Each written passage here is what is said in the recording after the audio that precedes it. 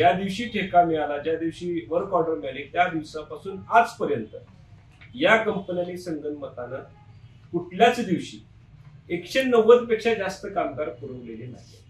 म्हणजे एका बाजूला 254 लोकांचं पेमेंट घ्यायचं आणि दुसऱ्या बाजूला कामगार पुरवताना 190 कामगार फक्त पुरवलेले. जे एक्स्ट्रा पैसे गेलेले आहेत कंपन्याला त्याच्यासाठी क्लेम करणं, त्याच्यावर कायदेशीर कारवाई करणं, या सगळ्या घोटाळ्यामध्ये जे काही अधिकारी सामील आहेत त्यांच्यावर ऍक्शन घेणं, अशा पद्धतीची भूमिका महानगरपालिकेच्या प्रशासनाने घ्यावी, याच्यासाठी आम्ही आग्रह धरतोय, मिटिंग घेतोय आणि प्रत्यक्ष गरज वाटली जर रिस्पॉन्स मिळत नसेल तर आम्ही उग्र आंदोलन सुद्धा करणार. कोल्हापूर महानगरपालिकेला जे काही कचरा उठाव करणारे टिप्पर आहेत, या टिप्परवर चालक म्हणून 254 लोकांचं कॉन्ट्रॅक्ट बेसिसवर उभारण्याकरता, कॉन्ट्रॅक्ट बेसिसवर नेमण्याकरता जवळपास 6 कंपन्यांना 43 किंवा 45 या पद्धतीनं ठेका दिला होता.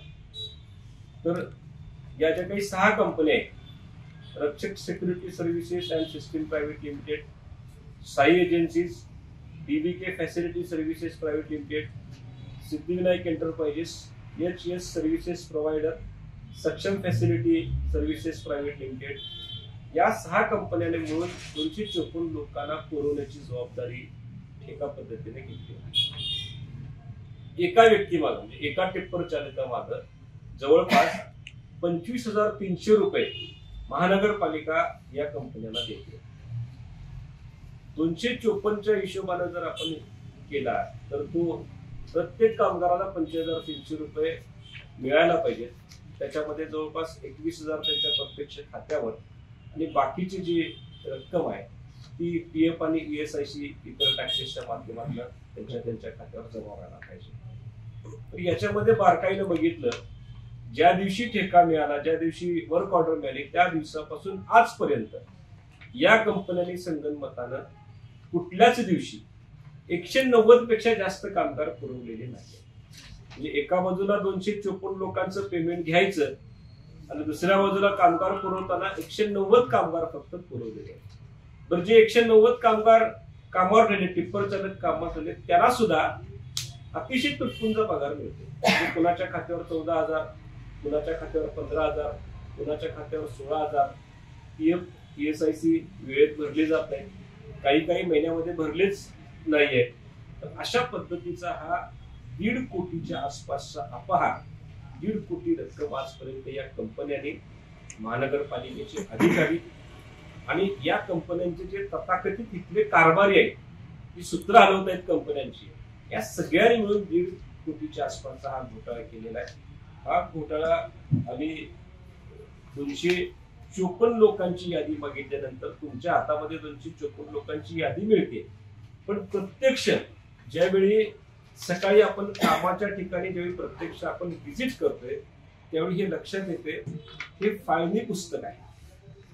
म्हणजे इथलं जर काम बघितलं, कामाच्या वेळेस समजा 6-6:30च्या आसपास टिप्पर चालकांना गाड्या द्यायचे, ते टिप्पर चालकांना बोलावलं जातं, त्या टिप्पर चालकांना गाड्या दिल्याची नोंद केली जाते आणि विभाग वाईज त्यांची फाळणी केली जाते आणि ते मेन्शन करणार हे फाळणी पुस्तक. या फाळणी पुस्तकाचे सॅम्पल्स काही आमच्या हातामध्ये आहे. तर कुठल्याही दिवशी 190 पेक्षा जास्त कामगार आपल्याला तिथं नोंद झालेली दिसून येत नाही.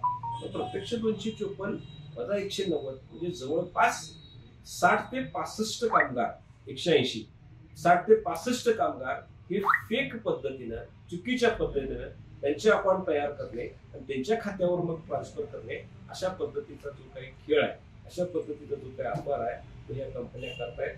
आम्हाला खास करून महानगरपालिकेला सांगायचं आहे, 190 मध्ये जर काम भागत असेल, 180 मध्ये जर काम भागत असेल, तर मग वर्षी 64 कशासाठी तुम्ही जास्त घेताय? महानगरपालिकेचे पैसे वाचू देत. महानगरपालिकेच्या कार्यक्षेत्रामध्ये टॅक्स भरणारा तुमच्यासारखा सर्वसामान्य माणूस त्याचे पैसे वाचतील, ते कुठेतरी विधायक कामाला लागतील. त्यामुळे हे जे काही 180, 190 हा जो काही आकडा प्रत्यक्ष पुरवला जातोय आणि वरचे पैसे जे काही लपास केले जात आहेत, खाल्ले जात आहेत, याला कुठेतरी अंकुश यावा, हे प्रेसच्या माध्यमातून सगळ्यांच्या समोर यावं, याच्यासाठी आज आम्ही ही प्रेस कॉन्फरन्स आयोजित केली होती. या सगळ्या गोष्टी वेळोवेळी महानगरपालिकेच्या अधिकाऱ्यांच्या समोर, प्रशासनाच्या समोर आम्ही सातत्यानं आणतोय. त्याला हा पेपर आम्ही एक्स्ट्रा जोडू की तुम्ही फाळणी पुस्तक चेक करा, प्रत्यक्ष कामगार तुमच्याकडे जे आलेली लिस्ट आहे ती चेक करा, म्हणजे याच्यातलं आपल्याला लक्षात येईल. आणि त्या पद्धतीनं जे एक्स्ट्रा पैसे गेलेले आहेत कंपन्याला त्याच्यासाठी क्लेम करणं, त्याच्यावर कायदेशीर कारवाई करणं, या सगळ्या घोटाळ्यामध्ये जे काही अधिकारी सामील आहेत त्यांच्यावर ऍक्शन घेणं, अशा पद्धतीची भूमिका महानगरपालिकेच्या प्रशासनाने घ्यावी, याच्यासाठी आम्ही आग्रह धरतोय, मिटिंग घेतोय. आणि प्रत्यक्ष गरज वाटली, जर रिस्पॉन्स मिळत नसेल तर आम्ही उग्र आंदोलन सुद्धा करणार. आणि हा प्रश्न कायमस्वरूपी सोडवण्याच्या दृष्टिकोनातनं आम्ही पुढची दिशा आम्ही ठरवलेली आहे.